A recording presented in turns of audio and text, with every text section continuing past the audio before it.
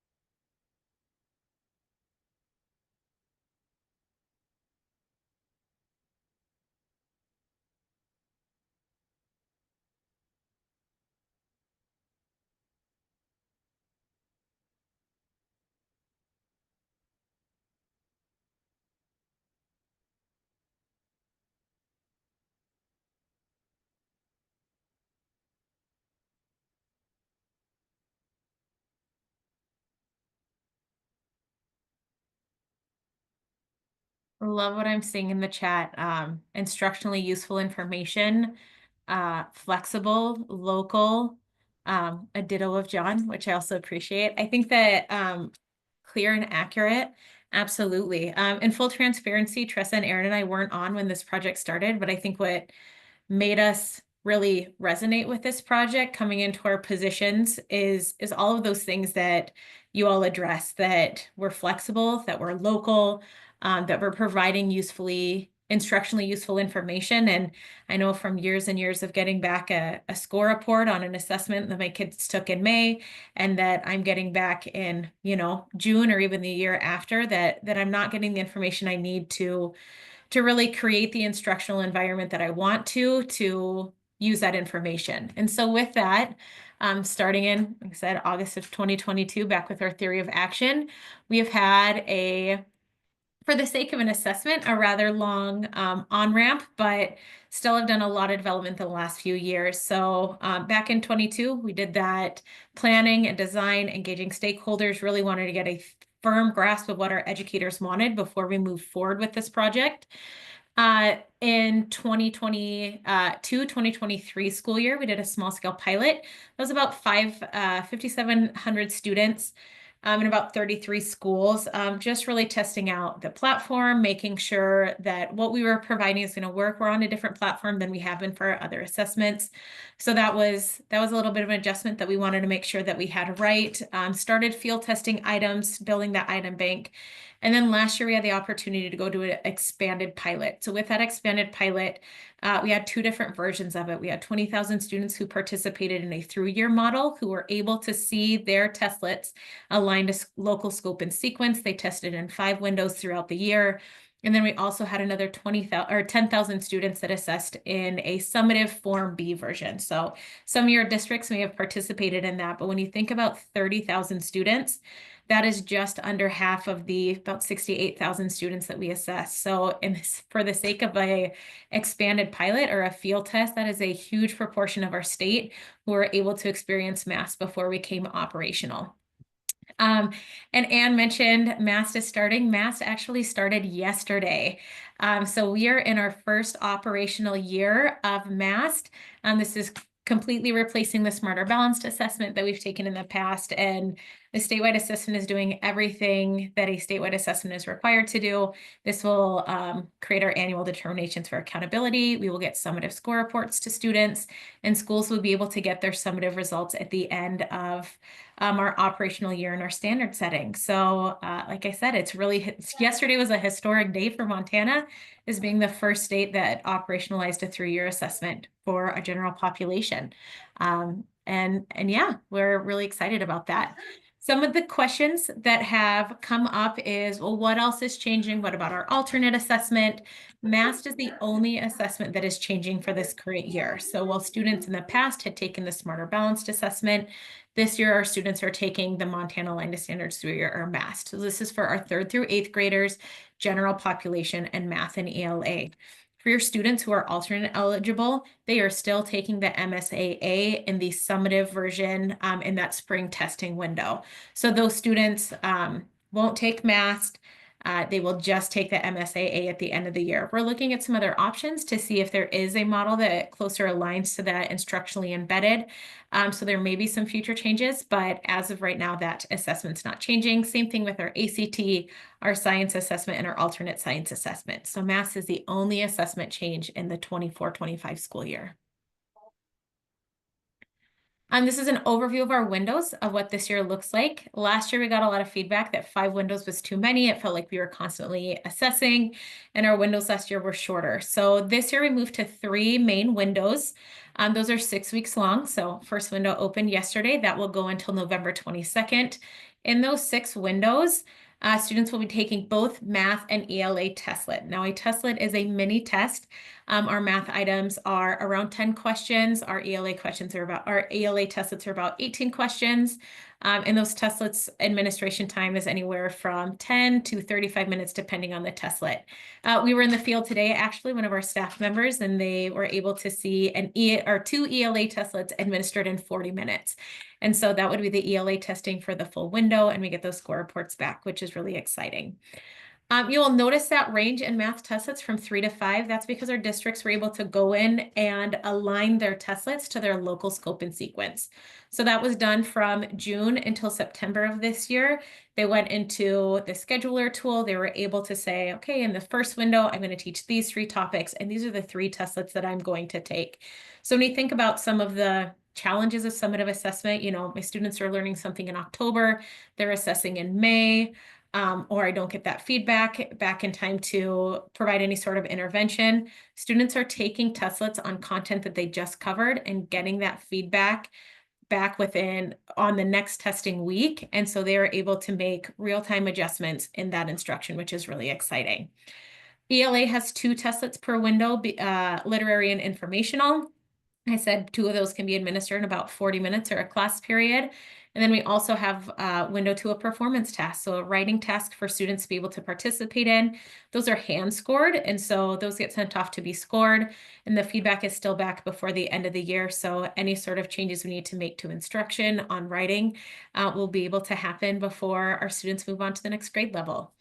Our window 4 is called our anchor window. We have a few things that we have to do for the health of our item bank, for research, for scaling, all of those things. And so we were able to do that in one single testlet administered to students in window 4. So that's really their capstone assessment, very short, under half an hour, where students will take all of those additional things we need for the development of the assessment in their last testing window.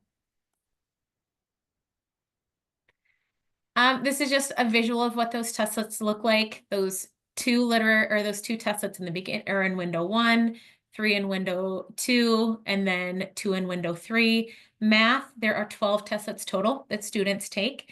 As you can see, they're not boxed into any specific windows because really depending on the scope and sequence of the school, one school could be taking one testlet at the beginning of the year and the other could be taking it at the end of the year, based on what their local scope and sequence is. So when I think back to some of the words that I heard, local and flexible, that is within our testing design for math, which is really exciting to see, that students get instruction, they get that assessment, and then teachers are able to do something with that information. So coming into what's happening right now, window 1 is open. It opened yesterday. As of yesterday, we had about 7,000 students test statewide. I just pulled up the data from about 10 minutes ago. We now have 20,000 students who have tested in MAST as of today, which is amazing in itself, that this early in the testing window, students are already testing. But it's also showing that teachers are eager to get in, assess, and get that information back. Rostering and entering accommodations, which are 2 required tasks in MAST, are happening. A bulk of that work happened before the testing window started. But as students enter different schools, they're enrolled, there may be some changing, maybe accommodations change. Schools can always go in and they can go in and roster and enter those accommodations as those adjustments are needed. Students will be taking their math testlets and their ELA testlets within this window. And the really exciting part is score reports are delivered Thursday of the following week. So any students who are testing this week will get their score reports back on Thursday. Those are provided to the classroom teachers and also parents. So when you think about the time to get information, it is the following week after you test. I want to talk a little bit about accessibility. That's a common question that we've been receiving leading up to this window and also over the last 2 days of, what are the supports, what's appropriate to use with our students, and then what's available to what group of students. So just a few high level things of where are we with the accommodations process and updating IEPs. So the biggest takeaway is you do not need to go and update all of your IEPs or your 504s to reflect MAST accommodations right now. If you have students that have IEPs that are still written with those smarter balanced accommodations, that is completely okay. We have a MAST accommodations and accessibility crosswalk that will say, if this is what your accommodation is in smarter balance, this is what you will enter into KITE under the PNP or the personal needs profile. Throughout this year, when you go through your annual IEP, you will go ahead and you will update those within the IEP editor. The KITE MAST is in that dropdown, and you'll be able to select the appropriate accommodations for MAST. And so by the end of this testing year and going into next year, all of our IEPs will be reflecting MAST accommodations. As IEPs change throughout the year, if or 504s change, or if a student is on a new IEP, you can always go in and you can update those PNPs or those accommodations as that becomes necessary. And then all of our accommodations and supports are entered by building level personnel at the school. So that is at the building or the district level. So it's your system test coordinator, your authorized representative, your superintendent, or anyone else that they have designated as a building level user can go ahead and update those accommodation supports. That means that if you are just a test administrator, which is primarily our classroom teachers, you would need to go through a building or a district level person to update those. Some of our districts have decided to put their special education teachers as building level personnel, which is completely appropriate to help support that process. Just a review of accessibility and what that looks like. This mirrors all of our other assessments that we provide.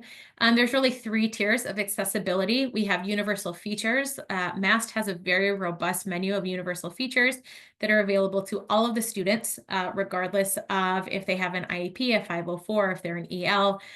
Really great universal features. Designated supports are available to students that demonstrate a need. So a student does not need a 504 and IEP to use a designated support. It's just something that they're using in their classroom. This could, for example, this could be reading aloud math items, something that, you know, some of our students just need that extra support. We're not assessing reading on math, but some of our students need that. And then the accommodations, that is only for students that have a 504 and IEP that is active. We also divide those into embedded and non-embedded accommodations, designated supports, and universal features. When we talk about anything that's embedded, that's just within the platform that's going to change within Kite when a student goes into test. Non-embedded would be something that a student needs outside of the testing platform that a test administrator would have to provide. So for instance, break, scratch paper, noise buffers, a separate setting, Braille forms, scribe, any of those things that you might need another educator or environment to help support.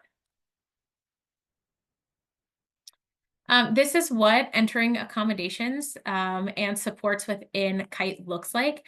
Like I said, this is only available to our district and our school level users to edit. We'll talk about what our classroom teachers can see, but we really wanted to mirror that structure that we provide within entering accommodations. So you will see in this accommodations tab, we have embedded here. So anything that will be changed within the portal. And then our non-embedded is anything that needs to be provided outside of that. So if you have alternate response options, if you have paper forms, any of those things would be a non-embedded, which require a little bit different level of support when providing that assessment. You can also see there's a description toggle off and on. So if you need a little bit more clarification on what that accommodation is, it will go ahead and toggle that off and on. Just remember, accommodations are only for students who have active IEP or 504 plans. Our designated supports, these are a lot more of our visual things that aren't changing the actual construct of the assessment at all, just some additional tools that any student may need if that is what they are getting in their daily classroom environment. The question comes up is, can we just turn on designated supports for all of our students? Well, a lot of our students aren't going to be used to these designated supports because they're not using them in their classroom environment. So we want to be really cognizant of what is the student experiencing and every other assessment they're taking in the classroom and their daily classwork and their daily instructional experience. And that is what should be mirrored in their MAST experience again. So designated supports, any student who demonstrates a need and also uses those on a daily basis. And then our universal features, you'll see there's no toggle off and on. These are just all the things that are going to be available to a student within the testing environment. So if you have a student that you're like, well, I don't know if this is a universal support or a designated feature, you can go in and see, okay, this is what's going to maybe support this student, but I don't have to turn anything on because it is already in the platform. And then finally, the really nice thing about this PNP settings is after someone from the district or the school level goes and enters your accommodations, your designated support, a teacher before administration can go to this summary and can see, okay, within the platform, I know that the student's going to have color overlay or color contrast, and I'm going to need to provide alternate response options or a separate setting. So teachers can see really briefly what is going to be put in for that student, what that student requires. So this is a great double check going into a test administration for a teacher to say like, yep, I know my student needs all of these things. Or if a teacher knows a student has a 504 and IEP and goes and checks that none of those accommodations are checked, that's a, oh my goodness, we need to stop. We need to go and we need to make sure those accommodations are added before my student tests. I will say that one of the biggest reasons for test security incidents that we look at is not having proper accommodations. So it's great to train your teachers on go in and double check what accommodations and supports are set before you go in and test. A few things, just tips to make sure your students feel comfortable about testing. There is a practice test. I will get these slides over to Anne so she can distribute them. There's a practice test that really focuses on the technology, not the questions. But even with that, allowing students to go in, see what the platform looks like, use all those tools. As a former 6th grade teacher, I know the first time that you go into a new platform, I'm going to have a group of kiddos who shows me 100 different ways to change the screen color. So really good for our kiddos to go in, see the platform before, be comfortable with it. There's a calculator embedded in there. Make sure they get used to the calculator. Like I said, it's not going to give you practice items that are going to be on the test, but it is going to at least show students, this is what it looks like when you go into testing day. Please make sure that those accommodations are appropriate and that they are checked prior to testing day. And that they are match the student's 504 or the IEP. I know there's been a lot of questions about, since MAST looks a little bit different, can we change our accommodations? You really need to change those accommodations within the 504 or the IEP before you start adjusting that setting. And then finally, administer those testlets according to the 504 and the IEP, but also keep in mind what is the student doing in their day-to-day classroom. So I know that separate setting was a very, very common accommodation and now a designated support. But with our smaller testing times, maybe that student doesn't necessarily need to go to a different room to test. Maybe it's more comfortable and more natural for that student to be testing with their classmates. So really think through as we go through this MAST first testing window, what's going to be best for our students? What are our students used to? What's going to make this feel like the most comfortable assessment possible? And just to wrap up, we have a really robust menu of MAST trainings, professional learning, ways for you to get support throughout MAST. Tressa and Aaron have done a wonderful job providing weekly trainings leading up to MAST administration, and that will continue. We have one tomorrow. So if you want more in-depth on the technical side of MAST, how to administer, we will have those on Wednesdays. We also have listening sessions between each window. That has been super valuable in the pilot process and the field test process to get feedback. Many of the changes that occurred over the last 2 years were because of feedback from educators as they've seen their students experience MAST. We have online resources that can all be accessed through our OPI assessment website in the Staying Informed page. So you can go through there. We have hub courses. We have a YouTube channel with really great trainings.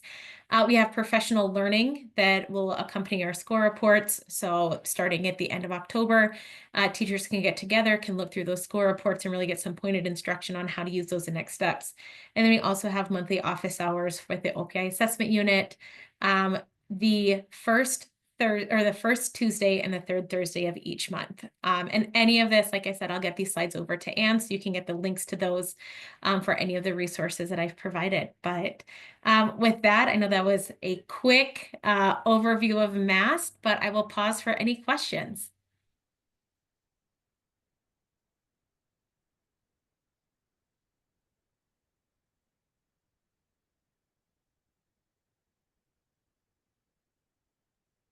Great question. I see the one about the listening session. So you don't need to sign up for that. In the slides, there is a link to the Zoom link. All of our Zoom links are the same for the assessment team or for any of our assessment trainings. So on December 4th, you can just go ahead from, let's see, 3:30 to 4:30, you can hop into there and we'll have that space opening for our listening session. So no need to sign up, just join the Zoom link on that scheduled time. And Cedar, the other thing that I can do is drop in the MAST portal website. On the MAST portal website, we'll have our MAST training dates and our live listening and feedback session dates as well. as Thank you those. so much, Tressa. That'd be great. Thank you, guys.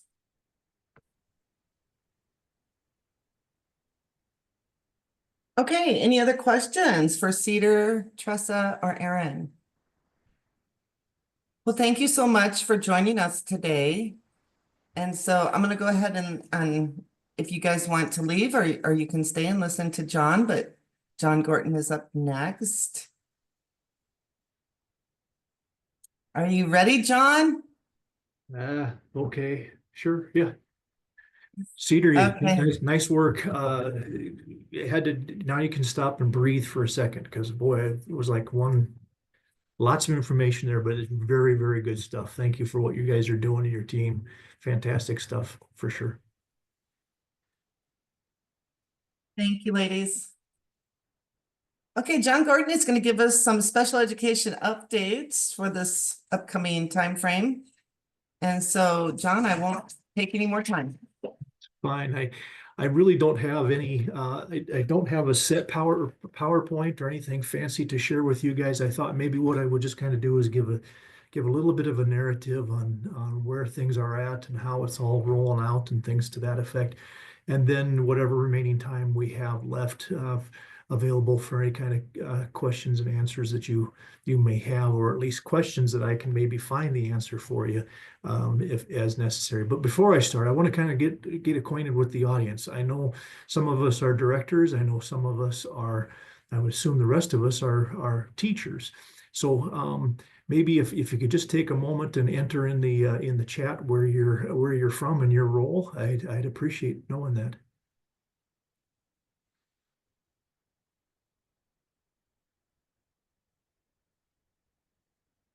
And while that's going on, what I thought I would, we'll kind of go back in time a little bit and let you guys know we've had quite a bit of things going on for the world of special ed in the state, and just want to give everybody an update on that. Some of this is information that many of you have probably heard already, but it doesn't hurt to hear it again sometimes, just to make sure in case we trigger something. So going back, I'm John Gorton. I'm the School Improvement Unit Manager. I'm involved with the Division of Special Education at OPI. I oversee monitoring of the special ed programs across the state, and I have a team consisting of about 5 other monitors that we have been working with schools during my time. This has now been 3 years for me here, and just working through our monitoring process. So what we recently, being the last June, a year ago last June, we had an on-site visit by the feds, or by OSEP, the Office of Special Education Programs. They came into town and really wrapped up about a 6-month process of review, where they were talking with some co-op people. They were talking with some parents across the state. They were talking also with some of our Montana Empowerment Center people and service providers with regards to special education in the state of Montana and how that has been rolled out and working for everybody. Within that process was an on-site audit that occurred in June of 2023, to be exact. And they interviewed a number of the special ed department staff here at OPI, and then it took them about 11 months to come up with a findings report. That findings report came out in last May of 24. And within that, their findings, they came up with 4 areas that we needed to work on, the state needed to work on. And that was the general supervision piece, or my part of that, and as well as dispute resolution, which involves our formal complaint process that we have within the state system, involving Mandy Gibbs. And then we also had a significant disproportionality, which identifies or deals with the areas of over-identification of particular races or ethnic groups across the state, and it's really a very, very small percentage of school districts that we're talking about in that designation. But at any rate, we were told that that needed to be addressed. And then finally, our fiscal monitoring pieces also needed to be addressed and corrected. In that letter, or that findings letter from May, they gave us 90 days, 90 days to rewrite everything. And that was a very heavy lift over the course of the summer months. And we were able to get the majority of that done, with the exception of just a couple areas that we had requested some extensions on. The one that I can speak to primarily involves the monitoring of our school districts and how is that going to work and look. And I'm here to tell you that we tried very, very hard to maintain the existing model that everybody is accustomed to. With a couple of exceptions, we couldn't help it, but we had to change a few things. And then there are a few other areas that we just could not avoid as far as having an impact upon the school districts and our local agencies across the state. And so for the most part, the monitoring process for our teachers out there has not changed. It still consists of a record review process, which is the same as what we've always done, maybe with some slight modifications to that. The process consists of a combination of on-site and virtual record review. And so one of the things that associated with virtual reviewing is the insistence upon uploading things, getting your documents uploaded into the AIMS system, Infinite Campus system. So things like signature pages, maybe standalone PWNs and that kind of stuff. Be sure to get that kind of a thing uploaded into the system prior to monitoring. Now, if you're already doing that, it's kind of a practice on a regular basis. Good deal, not a big deal, not anything new to have to learn and adopt. But if you're not currently doing that, we ask that you start getting that process going. So then that way, regardless if we come on site or if we are doing a remote visit, we have access to those kinds of documents moving forward. And again, that record review piece we're primarily looking at compliance pieces more than anything. But what the state or what the feds ended up saying was that our monitoring process needed to become more diversified. We being the agency, have for a very long time been focusing only on compliance and not looking at other areas or considering other areas in that process. So we've had to come up with what is called an integrated monitoring system, or IMS. And that outline, there's an outline available on our special ed website that provides some guidance and direction with what the IMS consists of. And so we got that built, we got that submitted. We still have not yet received from the feds approval or even any kinds of modifications that might need to be made to that document at this point.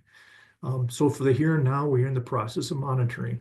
We still are maintaining our 5-year cycle of all the school districts across the state. Private entities that are publicly supported, like let's say the Department of Corrections, or Intermountain Agency here in Helena, those types of places, they do receive state dollars and to help keep the lights on. So as a result of that, we monitor them every 3 years rather than 5 like we do for the school districts. We have our integrated monitoring system is going to be consistent with, or it's actually using data that is already submitted by school districts. It is nothing new for people to have to submit or districts to submit. So we're using the data, but we're using it in a different way than we were. And that helps determine a level of intensity for our monitoring process. So we have our 2 different levels. One is the standard monitoring, which is what everybody's accustomed to. And then there's the intensive monitoring, which would be flagged if there were a number of areas that were indicating deficiencies or shortcomings by the school district. One of those areas might be a non-certified teacher, special ed teacher teaching special ed. Might be some type of, certainly is a red flag for us to help pay attention to some of those at-risk things. Just because you have a non-certified teacher teaching special ed does not mean that you immediately go to intensive review, but it does add to the collective evaluation of that of the data points that we have identified.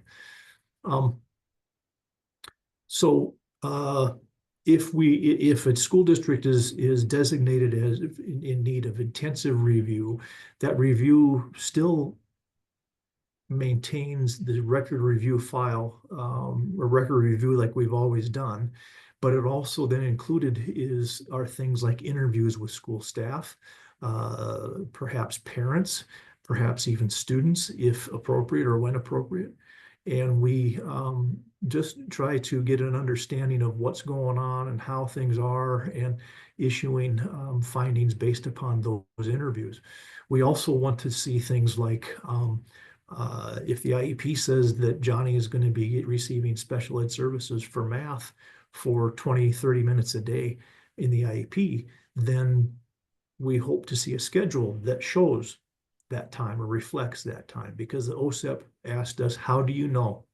How do we as a state know when those minutes are delivered and the accuracy of those minutes that are identified within the IEP? So this is one way for us to find out or to discover that. It needs to be said that the districts that are identified as intensive monitoring is going to be a very small percentage of our districts across. We have 400 districts across the state, and if we stick with our monitoring cycle, we're reviewing roughly 1/5 of them a year, and so we're looking at a very small percentage of school districts that would be identified as being intensive, but the potential is there. That does not rule out in the event that there are concerns brought forth, systemic concerns within a school district, that district might not be part of the 5-year cycle or up for monitoring in that 5-year cycle, but we could always do an out of cycle visit. And it gives us the prerogative as a state, or we have that prerogative to be able to come in and do an out of cycle visit or monitor if needed, to follow up on those the complaints or the comments that we might have seen or received. Another one thing that has changed with our monitoring process also is the fact that in the past we were looking at two files for full record review per case manager. Today that has changed. We are looking at 10% of the child find numbers. So if a school district has identified 100 students as being eligible under IDEA or 100 IEPs, we're going to look at only 10 of them, not 2 per case manager as we used to do. And that percentage is going to be a random selection. It is going to be dispersed among, we're going to be taking into account things like grade level, IDEA eligibility determination criteria, as well as gender and ethnicity, thinking of those areas, taking those into consideration as we are doing that selection process. And that information is then given, the files that will be selected are given to the directors, so then that way they can help prepare for that process, hopefully with adequate time prior to our the actual monitoring process. So I've covered the percentages. I've covered the differentiated piece of this, where we have the 2 different levels of monitoring. Another change that kind of gets everybody a little anxious is the whole issue of corrective action plans. In the past, the state has issued corrective action plans after 90 days. The process worked where OPI would come in and do their monitoring. We would issue a findings letter approximately 10 days after after the completion of our monitoring.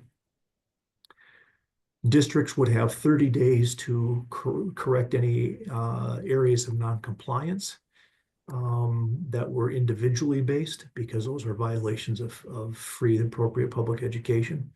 And then they'd have 60 days to get systemic issues corrected. So let's say, for instance, overall, the school district was not getting PLAF and MAG alignments within their IEPs corrected.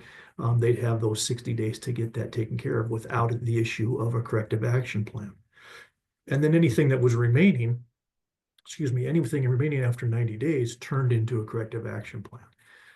That was the way we used to do it. Now, what is going to be happening is approximately 30 days after the completion of our review, we're going to have to issue a corrective action plan. That is all of our findings. Some of those are going to be big findings. Some will be not so big or minor in scope and can be corrected very quickly. And so districts have the opportunity to make some of those corrections even before the findings letter comes out.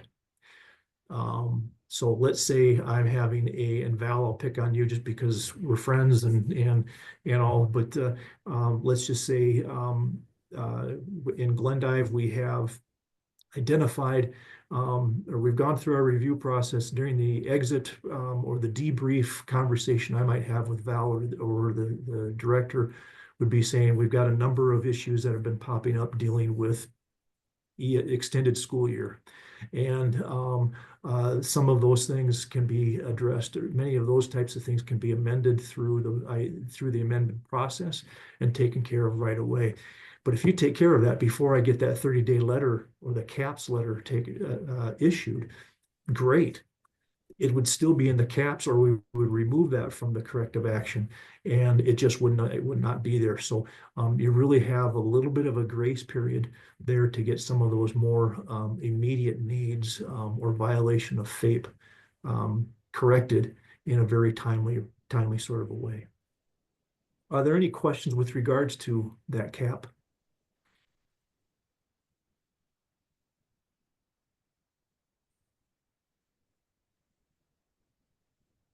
I don't see anything in chat either, John. Okay, thank you. The corrective action plan, school districts have a full year from the date of notification to get those corrected. Now, if you have non-compliance issues that would normally be able to be or ought to be corrected, very priority number one to get corrected right away. We would certainly hope it wouldn't take 11 months to get that fixed, right?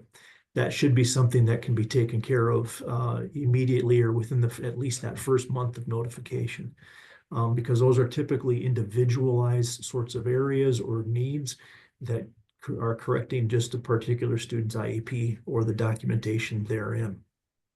And so, but when we're talking more systemic issues that are greater in scope, district-wide kinds of things, then the district, let's say you don't have a special ed teacher on staff. We're going to give you, through that corrective action plan, we're going to give the school district a year to find somebody. And I know that is a tough role at this point, or it has been for the last few years, but at least be able to provide some documentation as far as what is the school district doing trying to find or locate a special ed teacher, or what do you have what does the district have in mind for filling that position? Is that a grow your own type of a position with a para and getting them to school to work on to start getting certified for special education? Or is that working with some type of contracting services outside of the district, or whatever that might look like? Any questions? We're good? Okay. Those are really the big things that are coming out of our OSEP monitoring that involve you guys as far as special ed goes. Excuse me. The other things that I mentioned earlier, the dispute resolution and significant disproportionality in the fiscal pieces, those things are already taken care of for the most part, and things are in place or are being rolled out as we speak. So that stuff is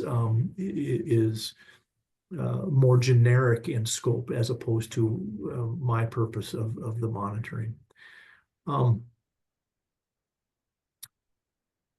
Other changes that are going on, we've updated our guidance document. We've just did some minor stuff on there. So what I would recommend that you do, if you haven't already done so, strongly encourage you to bookmark that on your desktop, where the OSEP or the Montana Special Education Guidance document is at, so you can use that as a quick reference. Those of us who have the guidance document is generated in a question and answer sort of a format. So oftentimes a question that you might have or school districts may have of us at OPI, they're almost word for word the same as what we have in that guidance document. So you might be able to save yourself some time in terms of locating, if you just look that up, look and see if that might already be addressed within the guidance document. We've also updated our OPI website. It used to be clunky. It kind of feels clunky still today, but it's, I think, a little bit better. We have a tab on there that is, I think it's called Regulations and Guidance. That's where you're going to find things like the guidance document I referenced earlier, as well as AIMS, Infinite Campus cheat sheets or guide books there, and even forms that you might need to review for reference. Excuse me. I think in a nutshell, that's kind of everything that we've got going on, among other things.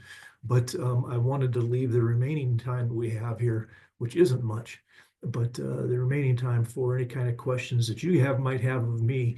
And it doesn't have to relate to the monitoring process, just special ed in general, if you wish.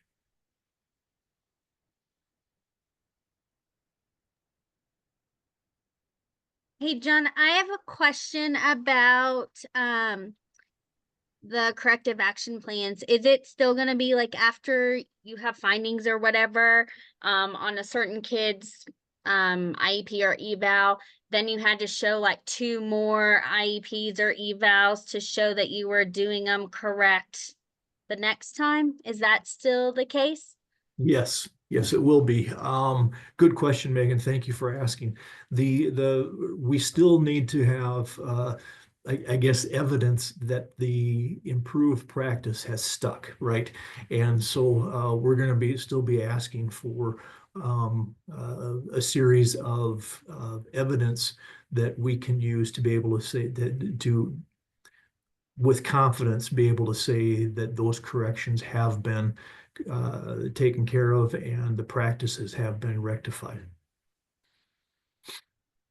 Do you know what the timeline on those will be, since all the other timelines are kind of changed? That would, the ESPCs would probably, I think it depends. It's going to be it's going to be dependent upon what we're talking about, I guess. If it is a district-wide thing, we might need to, because you don't have, it's not every day you have a transfer student coming into your district, right? So we might have to give more time for that as opposed to a referral to special ed. Those might be more frequent. And so we just have to it has to be adjusted accordingly. But for the most part, the caps have to be corrected. That includes ESPCs within that 1 year of notification. Megan, you don't make mistakes. I don't know if that's true. It's always like minor ones. So that I'm like, oh, how did I do that? Right. John, I just wanted to note, Shara Blair has put her contact information in the chat for anybody. Sheriff, Shara, do you want to introduce yourself? yeah, go ahead. Sure. I joined OPI in January 2023. I kind of have a foot in both the special ed department and the data and IT AIM unit. So basically kind of all things Infinite Campus, special education is my expertise, I guess. So I'm happy to help you if you need support on how to do something in Infinite Campus with regards to special ed. So please reach out if you need anything. And Shara is going to be presenting on January 21st, all about AIMS and Infinite Campus. So if you do develop questions and want to bring them to that venue, that would be great too. And it will be a 99% repeat of last year or my kind of nuts and bolts presentation on the basic elements of Infinite Campus for special ed. So for those of you that have attended one of my sessions before, you maybe can participate or do something else. Work on your Don't caseload. say that. We want them to come, Shara. I wanted to put a plug in. Shara had mentioned the nuts and bolts. We have a plug for professional development for everybody. We've been trying to work closely, I have at least, with our various CSPD regions across the state. And so wanting to certainly encourage you, if you haven't already, to reach out to your CSPD regions to see what kinds of professional development there is out there. Yes, we can provide, we being my team and I, are able to provide isolated or focused trainings as needed for everybody. But some of those trainings can also be taken care of on a more global scale as well. And so if you haven't already been involved with your regions, I encourage you to reach out to them, discover who they are and who the leadership is, and see if there's any trainings that are coming up. We just finished, Shara and I, and one of my monitors just completed a nuts and bolts training out of Region 1. It's available for everybody.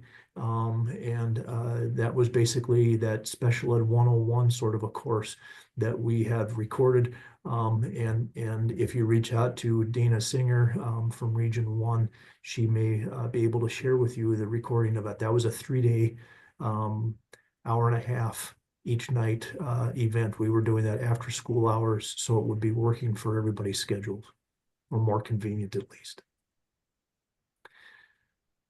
Thanks, John. Any other questions? I have a couple, sorry. No. On IEPs now that some of the designated support or accommodations have now moved to designated supports for the MAST, should we still be putting those on the IEP just to make sure that like read aloud is on there? Because I feel like if we don't put it on the IEP, those designated supports might get lost. Or do you have any suggestions for some of that? Yeah, another good question, Megan. I would recommend putting them into the IEP. Again, to echo what Cedar had mentioned earlier, there is a grace period, so we don't need to worry about amending IEPs that are in place right now to reflect those accommodations, but a good idea to at least put in under the assessment portion in the supplementary aids and services. What kinds of things you're going to have available. Unless, are you talking more, Megan, along the district-wide and the statewide assessment specifically? No, more so like the mass testing. Just, I know a lot of my kids have read aloud, but I feel like if I don't put it on their accommodations for the mass testing, even though it's a designated support, I feel like it might get lost. I mean, Yeah. you know, And Megan, I will say there's two different levels of read aloud, and one is a designated support and one's an accommodation. So that's a tricky one. So a read aloud or like a text to speech for ELA, that would be an accommodation. And that would be in the drop down, where if it's a read aloud or a text to speech for math, that one would be a designated support since that's available to everyone. So there's two different levels to that. And one is an accommodation and one's just a designated support. okay, thank you.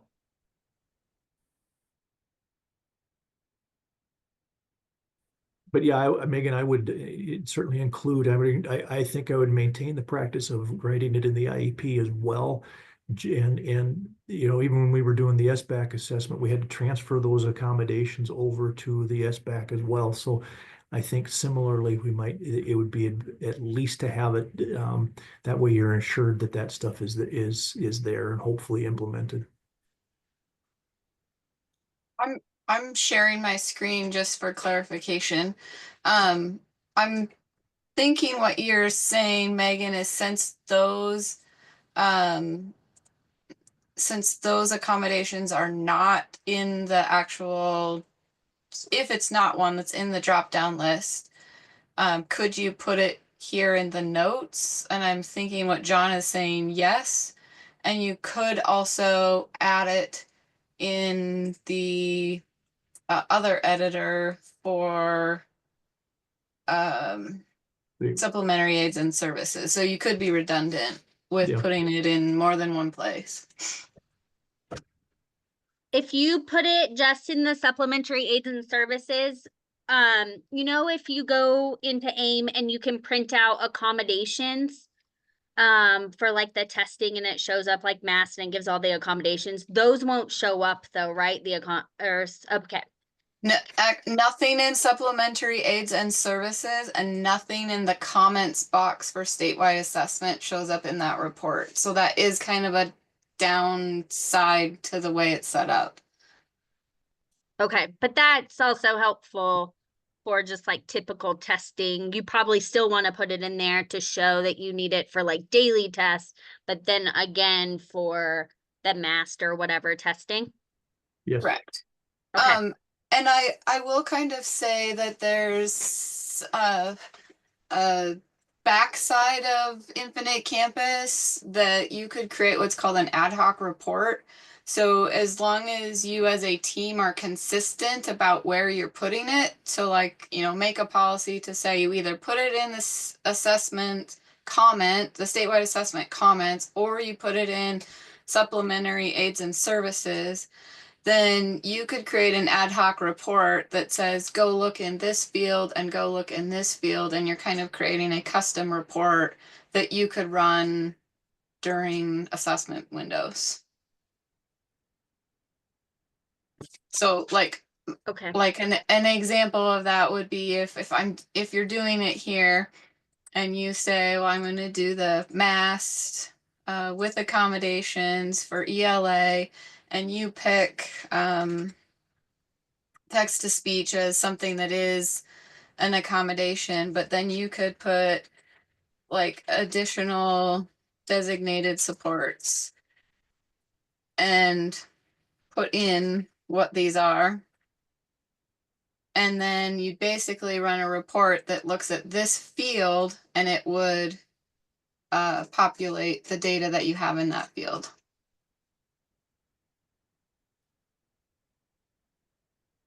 That's kind of a complex customization, but it'd be possible to do. Okay. Did you have another question, Megan? Yes. How Go do you ahead. become a trained human reader? Or I think for the scribe, it also said you must be trained and qualified. How do you get that, I don't know, certification or become trained in those areas? It's a great question, Megan. So the training would just be the same training of a test administrator, right? So you want to go through, in the MAST portal, it has a link, a document that says like all the training videos. So you would want to watch those training videos. For like the read aloud and for the scribe on non-performance tasks, you are just entering that verbatim. You'll notice in the MAST testing, the items are very straightforward. There's not like a lot of manipulation things. We are providing some additional guidance around the performance task for window 2. So in the test administration manual, we'll have more specific scribe guidance of what you can write and what you can't write. But as far as like to actual administer with that scribe, just make sure that whoever's doing that has gone through that test administration training videos. Would you recommend, I mean, do they have to be certified teachers again, or can it be? So it has, yeah, that's a great question too. So there has to be a certified teacher within sight and sound is our guidance. So for instance, if you're doing a one-on-one administration with a scribe in a separate setting with, say, maybe a paraeducator who's not a certified teacher, if there's a certified teacher within sight and sound, you are good to go on that. We also do provide an exemption to administer form. So for our districts who maybe have a teacher who's on emergency authorization or a long-term sub that's not a certified teacher, you can put into request for that person to administer. That gets sent over to us and we review. But as long as you're within sight and sound of a certified teacher, you'd be totally fine for someone else to support the scribe or the read aloud portions of that. Okay. I haven't done the MAST test with my kids yet this year, but is the read aloud, is it very robotic like the SBAC testing was, or is it a lot better than before? I wish Tressa and Aaron and Art were on because they've been the one who's doing all those testing. I haven't heard anything negative about it.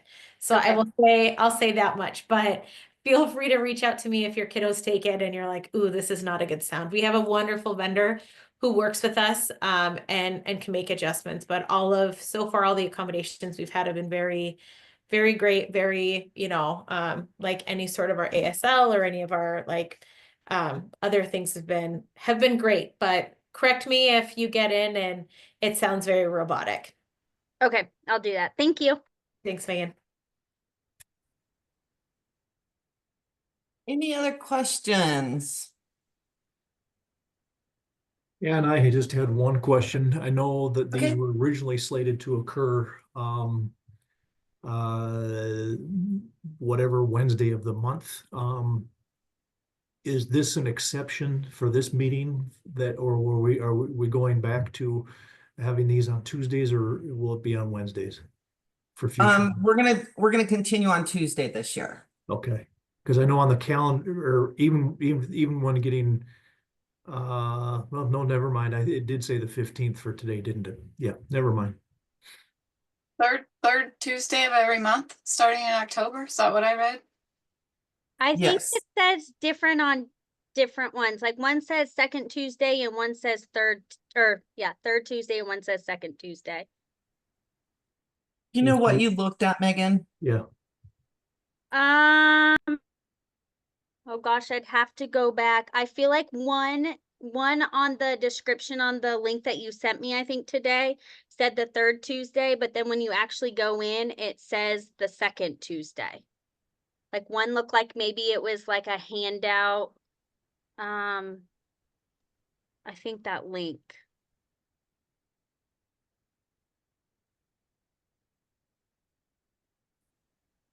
Yeah, so we might want to we might need to get that clarified for prior to the next meeting, Ann. Just a thought. Well, it will be the third Tuesday, because there was other conflicts with other Tuesdays. Sure. And, basically we're just trying to find a day of the week that works well, because we're just not getting great attendance and we would like to accommodate more people. So, we thought we would try Tuesday this year to see how that worked. I know I met with some with a MCASE region this morning, and the directors were asking about that conflict. So I thought I'd double check. Yeah. I don't know where it says second Tuesday. Found it. Where And did you find it at? when you click on the On the link, Zoom invite, Oh, Yeah. on the Zoom invite. Okay. Yeah, So I'll when have you to get go to in the and, when you get to the screen where you have to type your name to join, it right here it says second Tuesday. oh, okay, okay. All right, good catch, everybody. Thank you. I'll update that. Thank you. These are John, details people not wanting to get a cap. anything? I'm sorry? I said they're details people not wanting to get a cap. Right. That's good. I do not want to get one. I had one last year or last month, but it was for like being out of timeline, but it was a re-eval, so it really made me mad. So, and it wasn't, I mean, it was past the 60 days or 90 days, whatever, but it was a re-eval, but Yeah. it is what it is. Okay, well, I'm gonna hit stop recording and wrap up. Let's see, well, maybe. I guess I have to end my chat there. Okay. But I want to thank everybody for taking time today and joining us. And Cedar, thank you to your team. And John, thank you for your team. Really do appreciate all of your time. Next month will be on November 19th, and Cedar and her team will be back to give us more details and hopefully have some share outs of how the first round of testing went for us. All right, thanks everybody. Thank you. Have a good night. Hey, John, I have a question though that's kind of